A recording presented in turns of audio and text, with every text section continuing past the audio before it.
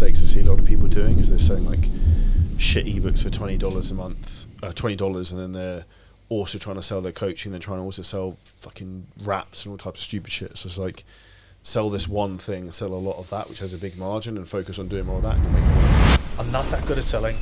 I don't like reaching out to people, but I'm a really good coach.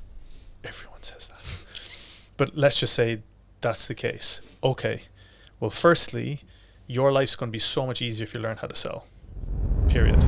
I do honestly believe that there is a natural ability that's quite important, but that doesn't mean that you can't get really, really good without it. People think they're Billy Big Shots bullshit because they live in Dubai and they make like 10k a month. It's like, do you mention Ferraris on these yeah, Ferraris? and like no one gives a fuck. Yeah. No one gives a fuck. Like you're like particularly in Dubai or like nothing. And that's one of the reasons why I like living here. It's like I look out my window in my office and there's like super yachts and shit going past. I'm like, I need to work harder. Today, if you're an online trainer looking to build your business, we're going to talk about the 2 things you need to focus on in terms of growing your business with my great and probably oldest friend, Dr. Chris Spearman.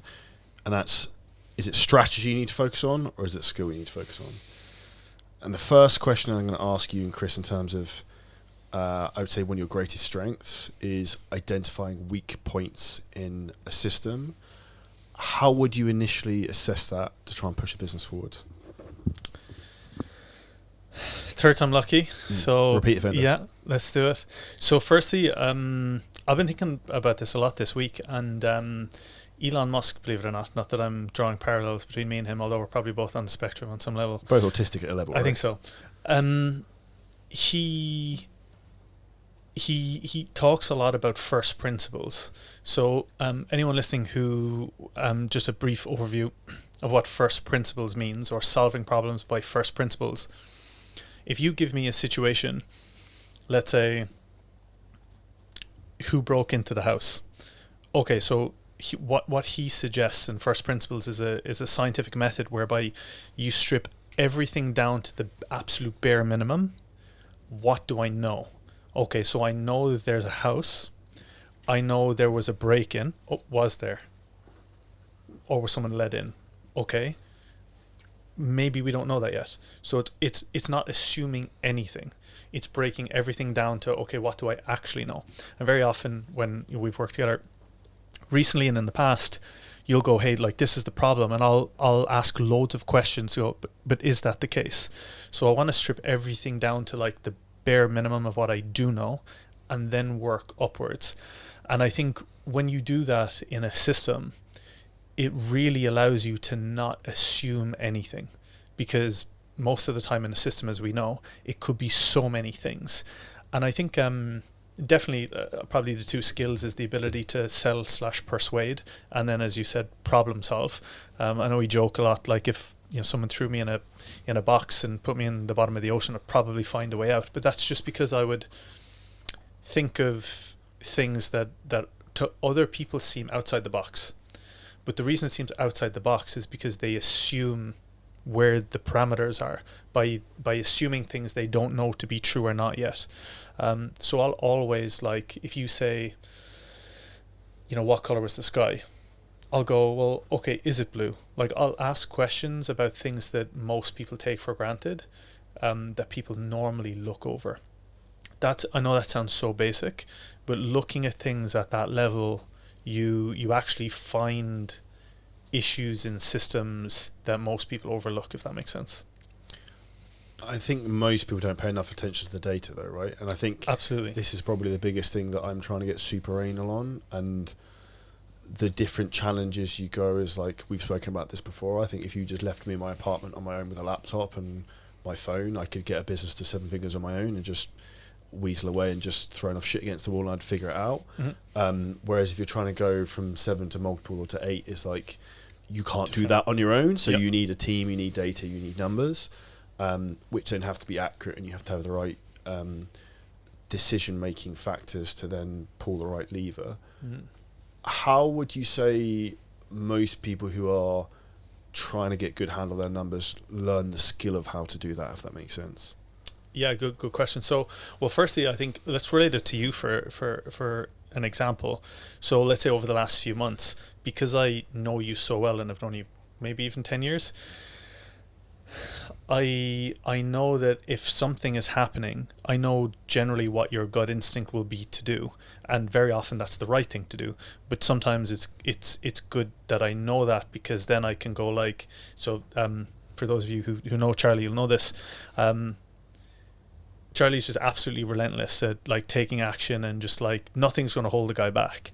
But sometimes it's not like more force. Sometimes it's, is there a way that we can make it better instead of more? Some people are too far the other way, and I would say probably I am. But having a good balance. So when you analyze and break it down, I go, okay, but what do the numbers say? And then we go, okay, so when you know and this comes back to what we said about first principles, because when you know the numbers, it's like a clue. Like the clues are in the numbers, obviously. So if you follow the numbers, you're less likely to overlook things. And I think that's definitely, obviously we've all had mentors. We've spent hundreds of thousands of dollars on mentors each, and I would say some of the best mentors that I've had have allowed me to look at data better. And then I'll try and break down. And when people say, can you have too much data? I'll say no. But as we said recently on a call, sometimes I don't need to see all of it all the time. Sometimes it's over consuming. And to give an example for context of that, we were on a call with a member of my team who's amazing, but she's like a data nerd and gives you way too much information. And for me, that like stresses me out. And I'm like, I literally said to her, I was like, pretend I'm autistic. You can give me like 6 numbers. That's all I need to know. Just give me these 6, nothing else. Because otherwise I'm like, what the fuck is this? Yeah, exactly. And obviously we were going through a system. So over the last few months, we've been kind of optimizing Charlie's system. And for me, if I'm making a decision based on data, I want to see generally all the data. One stipulation that I have is I want to see all the data in one place without moving my mouse, because it allows me to consume the data that I need all in one place without scrolling. And to do that, often there's information that you don't want there, because if you put too much of the data, you need to scroll and you need to try and like see the whole picture. But I would say most people don't track enough data at all, like at all. But again, I can, like you said, I don't want to say, say that I'm just completely autistic. But when it comes to like numbers and stuff, I'm definitely a bit weird with it. Like I just think it's super useful to analyze that. I think I realized, obviously my background, I did a PhD in cancer research, and although this has nothing to do with cancer research, what research allowed me to do was to find there's an infinite number of metrics that you can track. Like there's an infinite number, and it's always trying to find a better way of doing the same thing.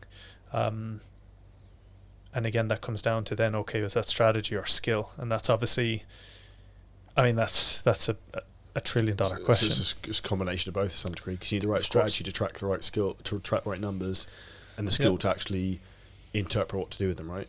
Well, if someone's making more money than you, it's either one of two things. It's either their strategy is better or their skill is better. Now you could say, okay, it's my team strategy or my team skill, but it's either one of the two. So if someone's making more money than you in a similar niche, very cool. Yeah, either their strategy is better or their skill is better. And the really true but offensive thing to say to people is that more often than not, if their skill was better, they wouldn't need to try a million strategies.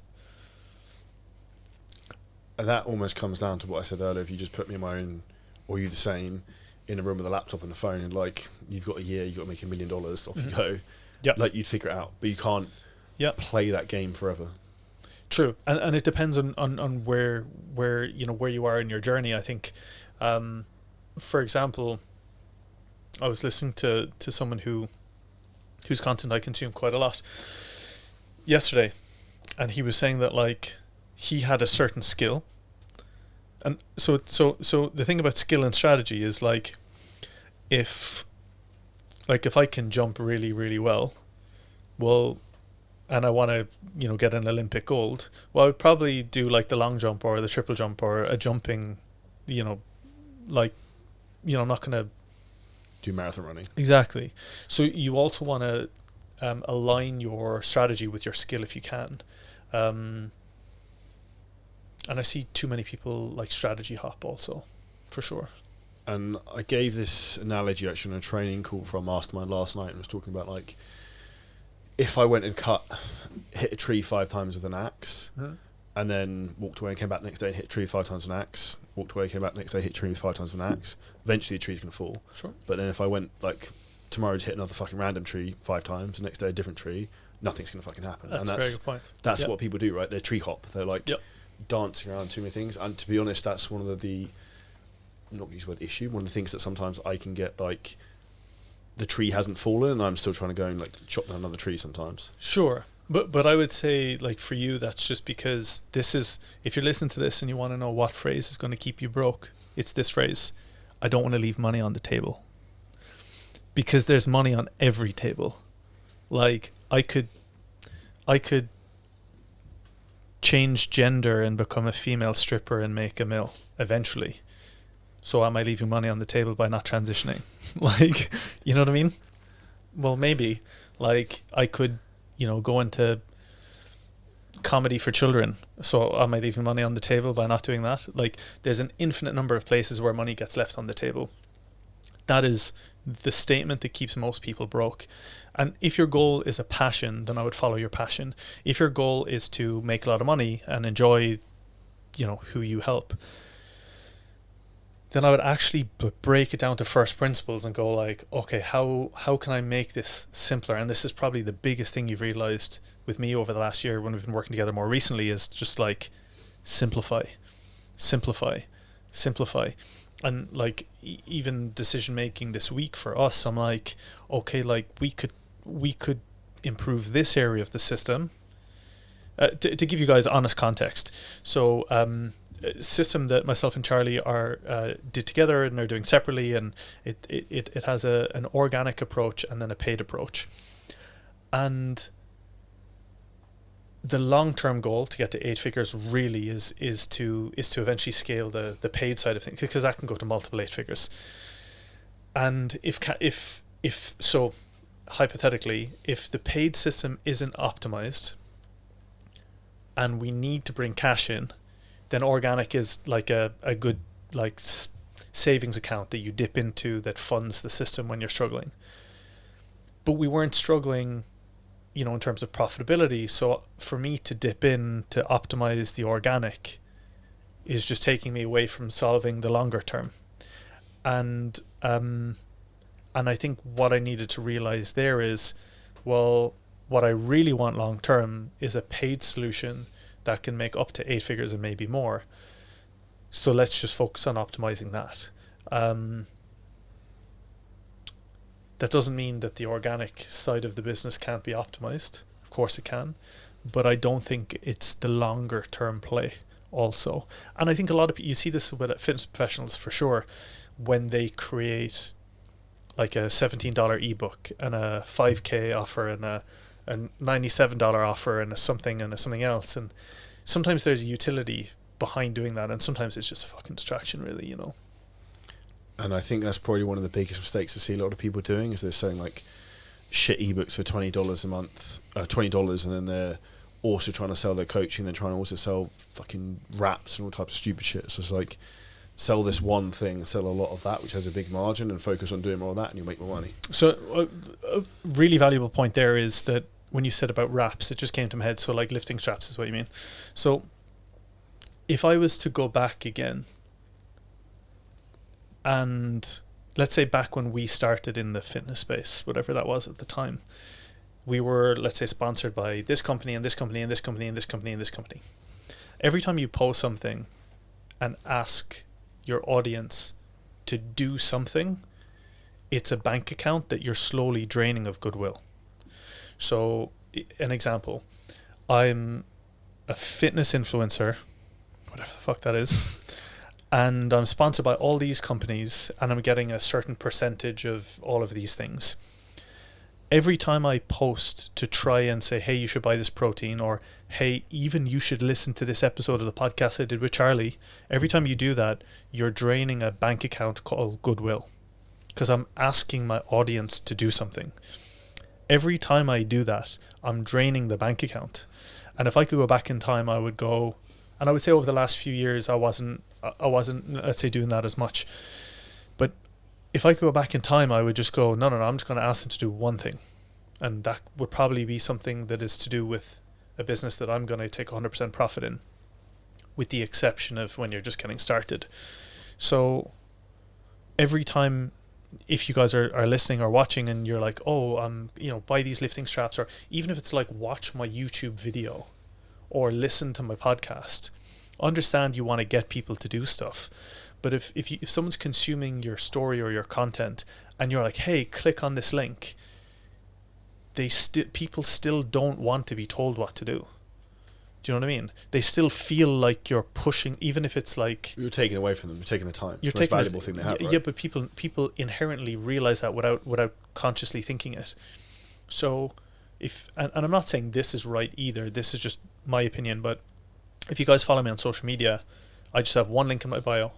The only thing I ask people to do is just one thing, and the one thing is, here's a really fucking cool free course. Click that link if you want a really good free course. Can I swear? Yeah, you can swear. That's the only thing I will ever ask people to do, and it's a free course. So it's like, that's it. And I'm not saying that's the extreme, but I definitely do think, you see people now and it's like, buy these wraps, buy this, we've done it all in the past, but like, you would want to get people into whatever funnel or whatever system is the most valuable. And what you just said is why I dropped all the supplement companies and everyone I worked with about 2 years ago, because it's sure.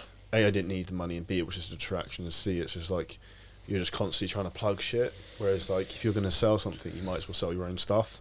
That's true too. And also one thing on that is like, if Charlie's fitness business is just getting people into a fitness funnel, that could be it could be book a call, it could, whatever the ask is, the easiest place for you to sell protein is in the program, and so you don't need to promote it, because you're either going to promote it to one of two people who haven't bought into you enough to join your program and they're maybe not going to buy the protein, or people who are on your program and you could just do it in the back end and not post it online. And also, who's most likely to buy it? Of course, the person who's already bought shit from you before. And people who are like, what should I be putting on my plan? And you tell them this and this. Yeah. With that being said, what do you think is the big mistake people make when they're trying to actually plan out the strategy for their business? I would say the main thing is they don't actually have a strategy in terms of what they're trying to do, and they're going along and doing the same thing, expecting a different result. Like, just like, oh, next month we better, like the hope strategy, if that makes sense. Yep. So this comes back to, I think, logical thinking for me is, I'll go, so you just asked me a question there. But any time that you've ever asked me a question, my first reaction is, let's just say, hey Chris, what color do you think these pillows should be if they're not going to be yellow? My first instinct is, what's the outcome we're looking for? Because if you said, I want this to be a sex den, I would, if I knew that was the case, red. I'd be like, or pink like my apartment. Anyway, I'd be like your shirt. This is it. So I go, what's the outcome we're looking for? What's the problem we're looking to solve? What's the outcome that we want first? So when someone says, how do I scale and grow my business? I'll think, okay, what's the outcome that you want? Is it more money? Is it freedom? Is it you want to have a team that can run it without you? Because they're all different answers. So if someone said to me, I just want to get to 10K a month, my answer, coming back to your axe, is they just want the tree to hit the deck. How can we most efficiently get the tree to hit the deck? And now most people will go, sharpen the axe, do this, do that. I'll go, or drive the bulldozer through the tree, maybe, like outside the box. But before you can figure out what that is, you need to figure out what problem you're trying to solve. initially. So if you're listening to this and your goal in your business is to make 6 figures, so 8K a month. Okay, so how do you get 8K a month consistently? Well, there's loads of ways. Ultimately, forget the strategy for a second. Let's look at, and this is actually a really good point. What skills do I have first? Okay, if I'm if I can jump really well, then let's try and align a strategy that's probably going to coexist with what I have. Okay, so I'm not that good at selling. I don't like reaching out to people, but I'm a really good coach. Everyone says that. But let's just say that's the case. Okay, well, firstly, your life's going to be so much easier if you learn how to sell. Period. So, okay, so now you've got, essentially, let's say it's 8K. You've got 2 options. You either sell a really high price thing and less of them, or you sell a low price thing and you sell lots of them. Bear in mind, this person's not good at selling. So selling a high price thing is not easy, and selling lots of people isn't easy. So it's like, fuck. So again, selling is the cornerstone. So then you have to make a decision, really. Forget about the strategy of what platform. I would go 8K. How is that 8K? And I used to do this all the time. How is that 8K going to come in? Is it, okay, 8K in recurring revenue? Maybe. What sort of business model would you like? So do you want 8K purely recurring revenue? And if that's the case, okay, then you need to break that down. Do you want 8K in front end revenue and no back end, or a mixture of both? Let's just imagine it's 50-50. I'm not suggesting that that's what someone should do, but let's just for ease. Okay, 4K recurring rev, 4K front end. Okay, so if it's 4K in recurring revenue and 4K front end, okay, so I don't need to go into the maths here, but you can't have a 4K consistent recurring revenue and 4K front end by having a monthly price point. Because if you have a 4K front end monthly price point and the recurring is the same, then that means they drop off after 2 months. You can do the maths later if you guys listen to this. That means that you probably have a front loaded and a back end payment. Okay, so if you've got 4K recurring revenue, you need to ask yourself what's a realistic point at which people will stay on within your program. You break that down. But again, if it was me, I would just sell one 8K thing. I would like. But that's because your skill set sells. Correct. Exactly. So I would go, well, that's my skill set. So if my skill set was where most people's is, I would go, okay, well, I believe that most people can sell a $1,000 thing. 8997s. Yep. 8997s front end. Or you can go, I'm going to sell 4 people on the front end at 997. That's 4K. And I've got 4K in the back end. Cool. So what does that look like? Let's say it's 16 people at $250 a month recurring. So you've got 16 clients.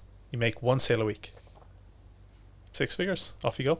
And you can fulfill that completely by yourself. And now with AI and everything like that, you should be able to do that pretty okay. This is a really important equation to break down for the front end. So it's a simple equation between the ticket price multiplied by the closing rate percentage as a decimal point, multiplied by the show up rate, multiplied by the book calls. So an example, let's just say we're selling a £3,000 thing and you sell 1 in 3 and 50% show up. You just need to book 6 calls. So you book 6 calls, you make 3K. You book 6 calls 1 day a week, Monday to Saturday. You close 1 person, you're making £12,000 a month front end. And that's why this is simple maths. It's all simple maths. What Actually, here's something that this people may not agree with this. And let me finish before you guys judge. I don't think there's anything. I don't think there's such thing as luck at all. I believe there's probability. And luck is luck is a term that people use when probability falls in your favor. Well, you stack the deck, right? Sure, but if I said if I flipped a coin and it landed, let's say, heads 5 times in a row, the probability, we'll say hypothetically it's 50-50. That's not luck. That's just really good probability. It's just probability. It's just stacked in my favor. So when you know the data and you know the numbers, you're more likely to understand whether you're lucky or not, I think. Why do you think so many people get stuck in the monthly reoccurring trap? So my personal opinion on this is going to break a lot Mentors. of people's fucking mentors. balls, is Yeah. that there is a lot of shitty mentors out there who are selling the monthly model to people who don't necessarily have the minerals or the skills yet to sell Sure. up front, and those people are doing them a disservice, because as we've said many times, that if I didn't want to make money, that's exactly what I would do. Yeah. So, yeah, good point. So if I was to break it down into three sections, I would say it is number one, it is that most mentors can't sell, haven't sold, and don't know how to sell. Most people in the fitness space as a whole are coaches, not marketers or salespeople. So they stick to what they're good at, which is coaching.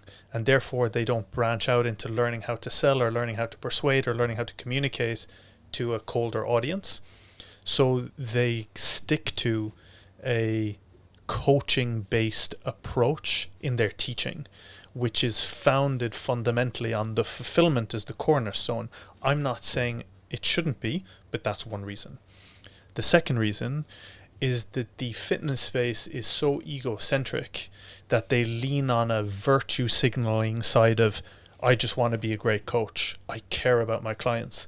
It's so virtue signaling. It's like, you're a shitty person because you sell. It's like, it's so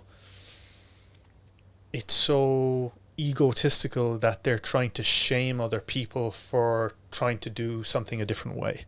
And the truth is, if you really analyze that, 90% of those people just can't sell. So they default fall into their insecurity of, I just want to be a great coach.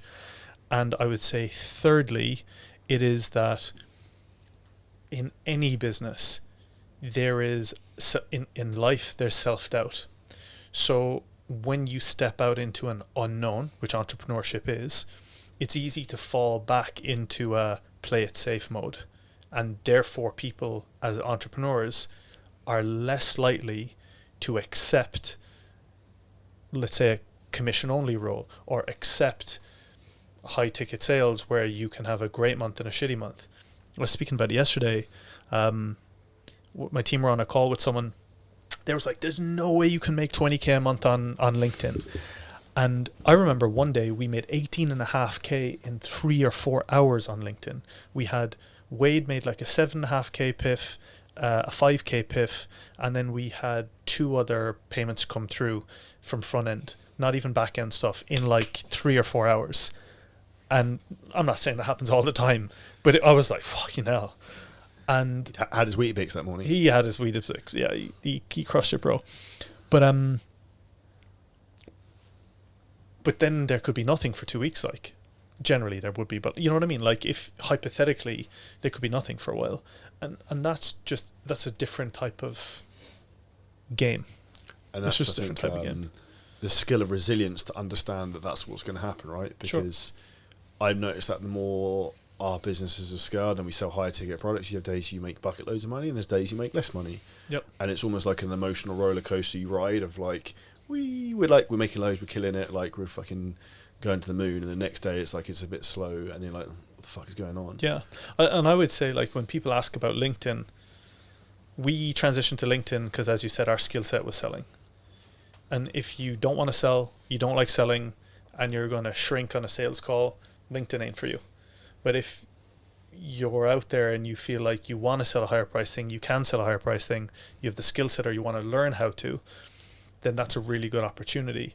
I spoke to a closer literally on the way here, a guy that some of you guys know, I consult for celebrity brand sales teams also. This guy was part of the team. And I basically said, he was like, hey bro, like, what should I do? I don't know what to do now offer wise.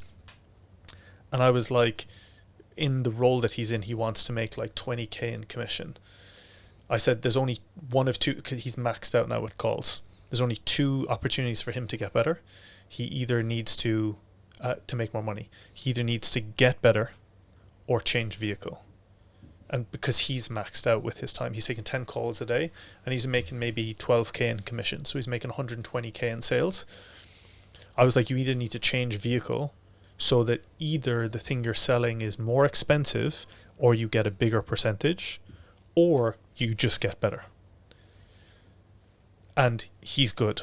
So I was like, maybe you should try and sell something, because as business owners, like when you take calls now, you're not getting 10%, you're getting like 60, 70, 80%. But my point was this. He was like, but I got into sales to make money. And I actually said something that I've never said before. I said, I wouldn't recommend someone to become a closer to make money. I said, I would advise someone to become a closer, to learn how to sell, and let someone else fund the leads. When you get really fucking good at sales, you then sell your own thing.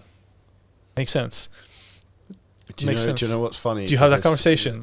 No, but it reminded me of the thought process I thought about a lot this year. Is my background of working, like managing a branch of estate agents. I didn't realise at the time, but I had a playground of like monopoly to do what I wanted in this big branch of estate agents, to run all these people, and like not my money. I wasn't going to lose any money. True. And I learnt the skills of a lot of that stuff now I apply to business from experience I had before. Yeah. And I probably don't realise how much that helped me, I don't think. I would say so. And because I remember, Charlie used to pick me up back in the day. We're laughing at this recently. Charlie used to pick me up back in the day. I was a broke student. And can I mention the quote that you said? So we had this conversation this week. I'll never forget it, bro. Charlie picked me up from this train station. I had a black Mercedes at the time. Was that car? Yeah. It was before your white Mercedes. Yeah. Charlie picked me up and he said, we were talking about something. And Charlie goes, my dad's friend said something once and it's kind of stuck with me. And he said, if you throw enough money at a problem, it normally goes away. And like, I'm from, no money at all whatsoever. So I just didn't understand this concept. And that is stuck with, I think about that most weeks, I would say. I was like, if you throw enough money at something, now it may need to be a lot of money, but normally it goes away. And I think when it comes to what you were doing back then, you've crafted a skill. Now it's okay, how can you leverage that skill to the best of your ability? And I would say it's one of the gifts that I have. I'm now in a position where for a year I sold one offer, made maybe 1.7 mil by myself, taking calls, like 90% profit margin. And I'm like, okay, I can continue to do this, or I can teach other people how to sell. And sometimes that's tough as you're going through it now also, because you're like the player manager. Yeah, I feel like I think it was Ole Gunnar Solskjaer was like, it was him, one of the Man United managers. He was playing at the time, and also like it's like you want to score the goal, but then you've also got like get the other people to score so they're playing well, right? Because you can't win the match on your own. Yeah, and it's also tough to know when you should stay on the bench and when you should come in. I think you do that really well now. Obviously, with what you're doing, you've got a good setup. But yeah. What would you say is a lot of people listening to this are probably in the position where they want to get better at sales. What would you say is the easiest way to improve their sales skills? Listen to the first podcast that we did. I was going to say that. That was a good one. So one of the fundamental things that I said there is that I do honestly believe that there is a natural ability that's quite important, but that doesn't mean that you can't get really, really good without it. But I do honestly feel like a natural ability is really valuable. I would say that second to that, I would say there's so much free content on the internet that can give you perspectives. But like for me, sales is just applied human psychology. Persuasion. That's it. Like Dale Carnegie's How to Win Friends and Influence People. But I think if you can understand, you always say this about me is just, I walk into a room, sometimes we meet someone and or I look at someone's IG and I'm like, hey Charlie, you know, da da da da da da da, and you're like, how the fuck, how did you know that? And I think you get a gauge of what people are about and how to manipulate's a really bad word because it has a negative connotation, but if you have the ability to impact and influence someone, I think it's invaluable, really. And I think that's even more important because I think the biggest issue, whether it's with fitness trainers growing the business or it's people getting in shape, a lot of the people don't have the minerals to make the decision themselves and be decisive, and Sure. people don't understand that not making. You mean when they're on a call? Yeah, literally. Sure. Like they're like. Sure. And the last, I think, 2-3 people have mentored me. I've like, it's been on like WhatsApp or IG message, like, yeah, just send me a payment link and I'm in. Yeah, I did. Yeah, because it's like. Well, also I know we have a good relationship, but like I think I was, but also you believe in coaching, and something that I think fitness professionals are just really bad at. So if you're listening to this, please don't be this person. It's you get on a call because you're not where you want to be and you want to learn more. You need to improve. You want to do something. And you go through the call, you're chatting to Charlie, and then but you get to the end and you're like, yeah, you know, I'm kind of happy with what I'm like. You're not happy with what you're doing. Otherwise, why are you on the fucking call? Yeah, why are you on the call? And ego gets in people's way a lot. Like there's a difference between being confident and knowing what you're good at and misplaced pride. And there's no I think it was with you actually that I probably felt it the most, because it's also harder to invest in a friend in some ways. It's easier in lots of ways, but also it's harder in a way. But also when we had that conversation, I was helping Charlie with a sales strategy essentially, and I think it was just the willingness to go, and maybe it comes back to throw enough money at a problem and it'll go away, and look where you are, you know, like it's taken off. But people just don't have that a lot of the time, that the minerals to just go like, that makes sense, like let's go, like let's do that, and they end up stuck. And I also think one of the big things, people's perceptions of success is different.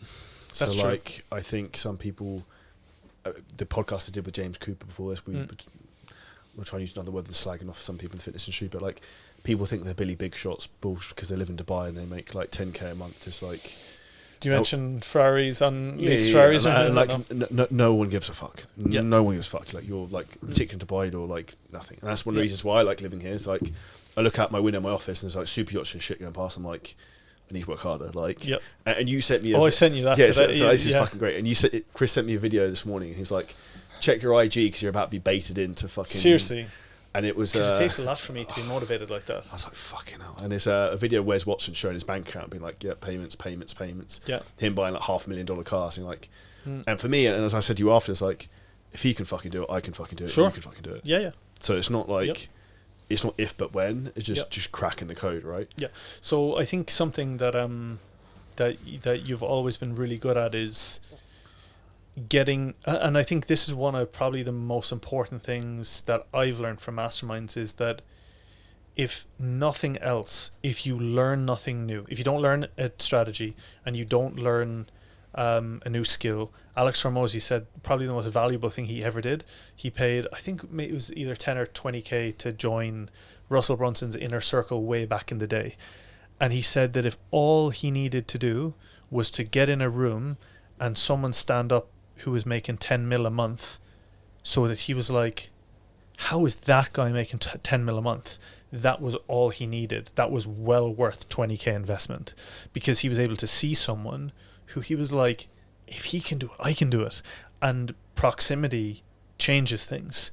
You know, when you, and I think in lots of ways we're very similar, but also very different. And I think during our journey, I would say, a very healthy, I know what you're really good at, you know some of my skill sets, and then you do some things that and I'm like, if Charlie can do it, maybe I can do it. And then you go, well, if Chris can do it, maybe I can do it. And I think we've been on a very synergistic path. Yeah, and I think if you don't have that in your life, then joining a mastermind is useful for that reason, because you'll be around people and you look at someone and go like, I remember when Andy Naylor started crushing it on LinkedIn with us. I'm not going to mention names here, but there were bodybuilders in Dubai who... You can mention names, I don't care. There were bodybuilders in Dubai who I was coaching at the time. And listen, I'm all... it's not a bodybuilder thing, but I think when you're pumped full of a huge amount of hormones and you're trying to chase clout at the same time as growing a business, it's not easy. And I got on a few calls with some of these guys and they're like, how's that guy making this money? And I'm like, because he's doing what I told him to do. and it was just, it's so many people are like, if someone can do it, I can do it. And I think that's a really healthy place to be, and I think people getting used to seeing that in other people and being okay with that is a skill set, rather than getting a chip on your shoulder. You actually do this in a really healthy way, more than most people. You like chase people down, but in a healthy way.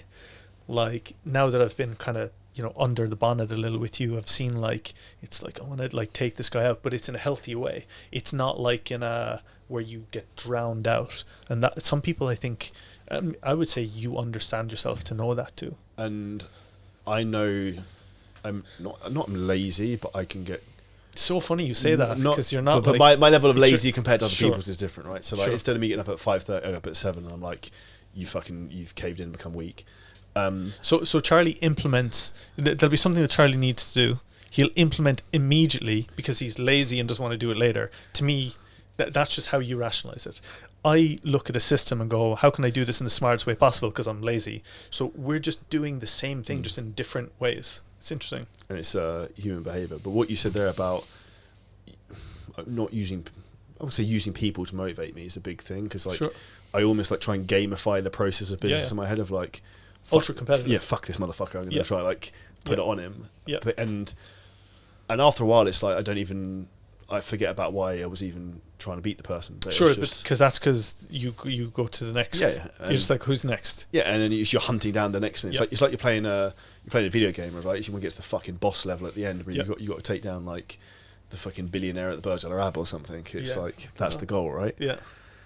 I think business is it's an interesting one. I know, like for us, I would say a lot of our conversations more recently are sales, systems, paid traffic, something that people ask a lot about too. Hiring, all that. None of that stuff's easy, But I think what's interesting is if we were to go back even 2 years ago, it's like we're playing a different game. You know what I mean? It's like Monopoly and Cluedo. It's It's like Snap versus like Monopoly. Like it's like even more basic. So different. Because I think about it now, I look back at what I used to do in my fitness business. It's like I just post like ab selfies and put some stories up and ask people to message me, and we'd message people and that'd be it. And I have a sales team to take it. Whereas like it's almost like an orchestrated game of chess you're then trying to play to get to the next level, and just the thought process is different. But I'd say the biggest skill I'm learning is the importance of actually training your team and like leveraging them and actually spending time honing them, because that's giving me leverage. And also I realise like, shit, if I make these people fucking amazing, then I can then be the lazy person I don't want to be. I just run the show and just chill in the background. And I said this to Charlie maybe 2 months ago. I said, bro, imagine if there were 5 of me working for you and 5 of you working for you.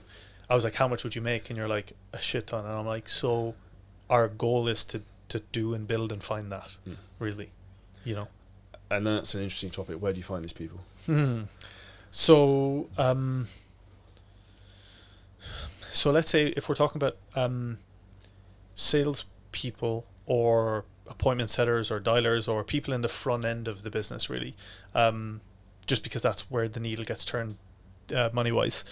So there's loads of places that you can find them, but one thing that I've realized is it takes time to allow them to bleed Mature in. yeah. That's the exact word, mature. And sometimes it's a case of I used this phrase on a team call yesterday and it got some giggles, and then I realized why. I said it's like trying to put a marshmallow through a keyhole, and I realized why that may not have been the best phrase, but it was more trying to. When you're really trying to force something, sometimes you're better off just. Some weird thought process going through people's heads right now. Sorry, it's more just. Sometimes you just need to let people go through and mature into the role. And that can be tough, I think, for people like us sometimes, because we're just so like, especially something that I've been challenged with more recently, is I've just got so much more time now. And then it's like, okay, so what do I do with my time that is going to give me the biggest leverage? So most people watching this, no matter where you are in business, if you run a very similar coaching, could be generally coaching business, okay, how many calls do you have on your calendar this week? Let's just say it's 7. Okay, so that's 7 hours you're going to be on calls making money. What's the next most valuable thing as a solopreneur generally, or you've got, let's say, a small team? The next most valuable thing, well, if I said to you, how many hours a day are you willing to work? 5. Most people will go, no, way more than that. I'd say, start with 5. They're like, why? Because, well, let's say Monday to Friday, that's 25 hours. Remove the 7 for calls. Okay, that's 18 hours. What should you be doing? Just booking calls. And people are like, what? There's nothing else you should really be doing that will make you money. And then they're like, oh, because most people out there, they're working 10 hours a day. They're taking maybe 1 call a day, and they're fucking around for the rest. It's like, no. Just book calls for 2 hours, and you should be able to get 1 call booked, maybe 2, yourself. And then, so imagine just you work 3 hours a day, Monday to Friday, and you just 2 hours booking 2 calls, or even 1 call, and then you take the 1 call in the evening that you booked the day before. Rinse, repeat. If you do that, you'll have 10 hours Monday to Friday of appointment setting yourself, 5 hours of calls. Let's say 60% show up, you take 3, you close 1 at a 5k piff or a 3k piff. You're making 3 to 5k a week, working 15 hours, taking 3 calls out of the 5 that are booked and closing 1. Because people are filling that time with stuff that isn't turning the needle. Then if you say to me, how can you get leverage on that? Okay, so let's just say you scale that up to the point where you want to bring other people in. Then it's simple. Like, to get to, I would say, the first few million, there's only, to start, to get to 6 figures, there's only 2 things you should do. Book calls, close calls. If you're really good, you can get to 1 million, booking calls, closing calls. The only other thing that you do after that is you book calls or close calls, or teach your team to book calls or teach your team to close calls. That's it. And then after that, when you're talking about 8 figures, it's okay. How do I now scale the system? But essentially it's that. I think it's literally booking calls, closing calls, or then leverage, teach your team how to book calls, teach your team how to close calls. How much do you think personal development comes into this? In terms of, even if you look at like who you were maybe 4 years ago and who I was 4 years ago. Because I'd both say we both changed with experience and skill sets. Completely. And I've probably, one of the things you mentioned there in terms of like training sales teams and the maturing process is I have 0 patience, but I'm not, because I like things quick. Yep. It's like, why the fuck do these people just not get this straight away? Sure. And then I have to realise that then I've been doing this a while and they're not me, so I have to be patient with that process. So when it comes to getting to that stage and building a team, I think it's really important, because you need to be, I don't care what business you're in, you need to be someone worth listening to have a team. You do, like, really. If you're weak and you're wet and you're just and you're shit at the thing that you're trying to teach them to do, people won't take you seriously. So when you look at people who are good leaders, it's because they're worth listening to. But so personal development, I think, is good. And again, communicating, because you have to sell your team. When you hire someone, you sell them the position. When you need to motivate them, you sell them the idea of improving. That's just a sales process. If someone hasn't made 1 million yet, and you said to me about personal development, I've got a very nuanced view. if you haven't made a mill yet, before you start looking, this is probably going to get me cancelled, I would say. Before you start looking inside, I think it's important to realize that how do I communicate this the best way without offending too many people? I wouldn't be waking up and jumping in the fucking sea or having a cold shower or meditating or going for a walk or just do the fucking work. Because if you are good enough, you'll succeed no matter what shambles your life is in. Like, it's easier to solve life problems when you have cash. And I'm not saying cash is the be all and end all, but trust me, I've had periods in my life where we had no food, like nothing. Like Christmas dinner was given to us by a charity, and now I'm in a position where I've got a decent amount of money, at least relative, and like life problems are a lot easier now. You know what I mean? Like, so I would say, like, because what happens is people wake up, they meditate, they do their yoga, they have their shake, they go for a walk, they do their breathing, they do all of this stuff, but at the end of the day, they've accomplished nothing. They've nothing to show for it.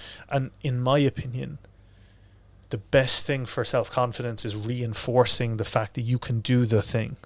Like, you can do the thing.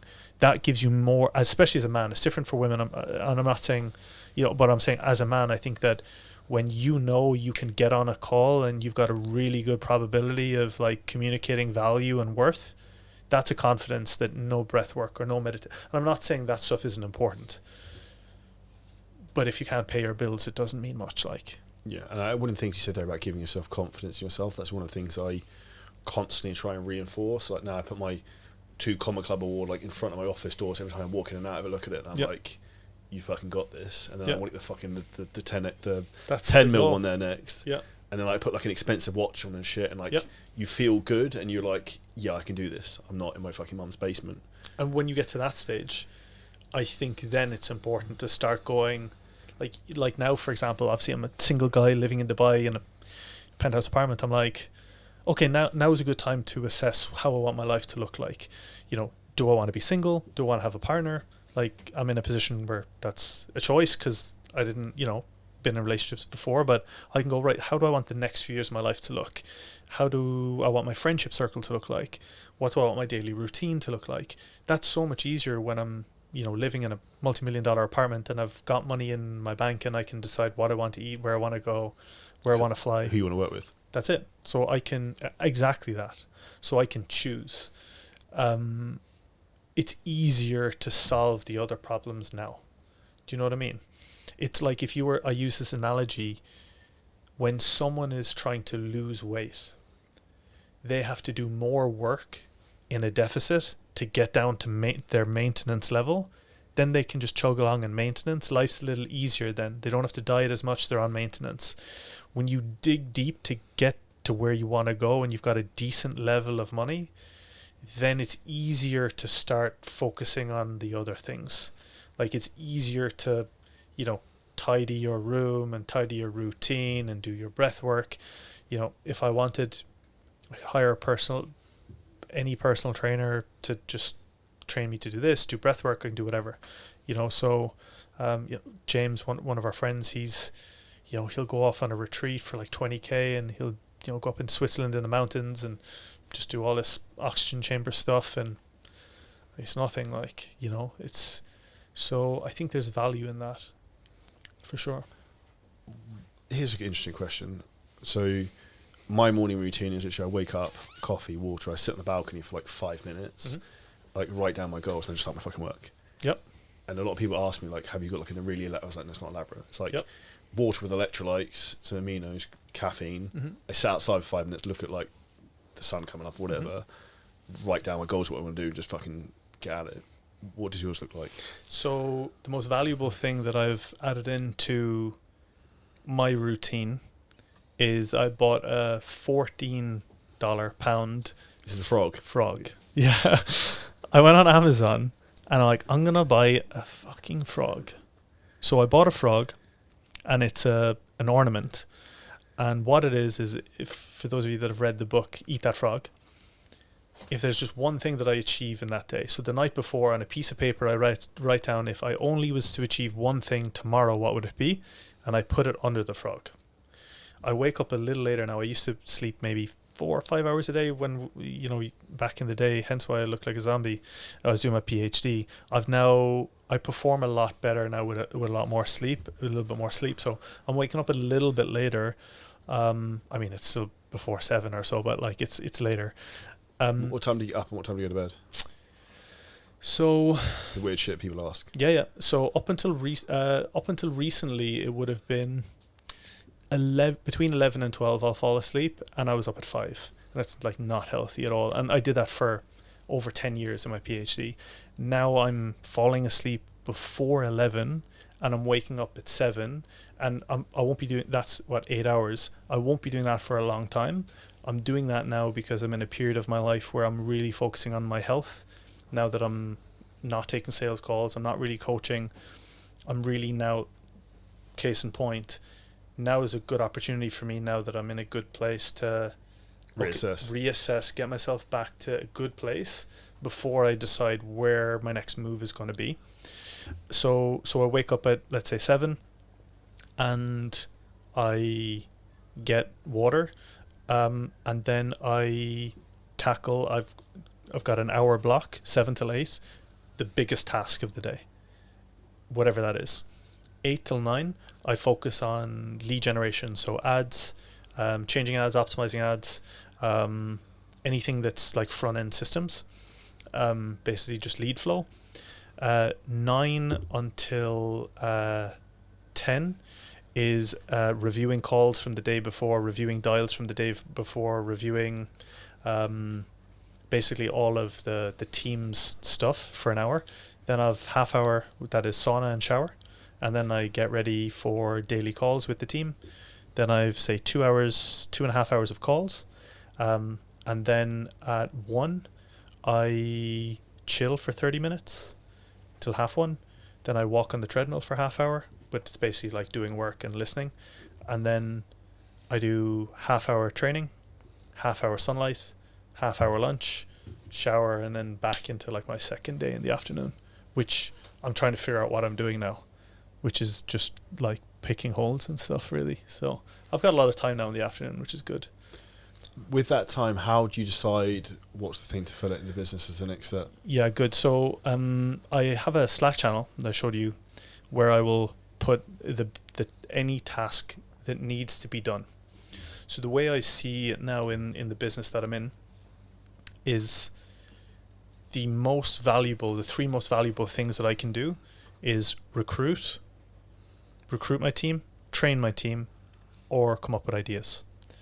So if there is something that someone asks me to do that isn't one of those three things, I probably won't do it unless it's a necessity. And then if they are one of those three things, something to do with one of those three things, it goes in a channel. And then when I have time, I sit down and I go through that channel and I prioritize what's the most important thing to do. So if I've got 35 minutes, I'll go, which of these tasks is the best thing to do in that 35-minute time slot? But there are things that I like doing that aren't efficient money-making things. Like what? I like building courses, as I've been saying to you And recently. you actually quite like doing some of the tech stuff, don't you? I love the tech stuff. Yeah. But it's, I do. And I've always done that, like funnels and stuff like that. And eventually it shouldn't be me. For sure shouldn't be me. But I do like the building. Like I like the creative side of that sometimes, I think. Also wouldn't know what I would do with my time. I mean, if I had a partner or kids or a dog or cats or something like that, it'd be different. So maybe that's the next move. Take up golf. The one thing I'd say which that just really made me think of is, I think, a talent both of us have is we can pretty much do everything. So like you can run the ads, make the funnels, sell, write copy, do social media, hire, whatever. Like, I think that's probably the thing for anyone listening to take home, is that the biggest mistake I see most people making is why they're stuck, is they're they try and fob off delegating everything out. Like, that's not my job. It's like, I still fucking DM and handle some of the DMs now. Yeah. And like I said to you before, That gave me some context too. Yeah, it's like I walk and do 20 outbounds in like 10 minutes in the morning. It's like they have the highest response rates out of them because of like the way they're framed. That's what, 600 a month. It's those small things, and you leading by example, I think, are a big thing in the business. Absolutely. And I also think delegating something that's not working isn't useful, and it's hard. And this comes like to, we talk about the whole agency model. It's like when people hire an agency, I understand it to a degree, but the problem is it's a lazy approach. But and also it's hard to know if it's working or if it's not working if you're delegating the problem to someone else. You know, I feel like you're way better off knowing and understanding and then delegating. And also your team, like, I know I can turn around to my team and critique them on sales and they'll listen because they know I can sell. And when it comes to booking calls or doing that, they know I can. When I hire some new people, they're like, it's easy for them to go, like, what's this guy know? I'm like, hey, just so you know, like, I sold thousands of dollar like sales in DMs for years. Like, it started at like $100 a month to $200 a month. You know, it got to nearly $3,000 payment link towards the end before I started taking sales calls. So I'm like, so I know what I'm talking about, like, just so you know. And then they're like, oh, okay. It's like I was an appointment setter for my own business before you guys were here. So it gives them good context, I think. And it also makes sure that the reins are still being pulled. Like, it's not like they don't just go off and float around. And I think that's the key thing is to keep people in line, as they know. Sure. They know you can do the things. They have the respect and credibility for what you say, right? Yeah, I also believe in having a strongly competitive environment. Dog eat dog. Yeah, like, I'll go, hey, like this is an exaggeration. I'll go, hey, there's 4 of you guys in here. 1 of you guys will leave at the end of the month. It's not an exaggeration. Like, I said it the month before last. But it's amazing how performance improves when you do that. Quickly. Yeah. So it's gun to the head mentality, right? Quickly.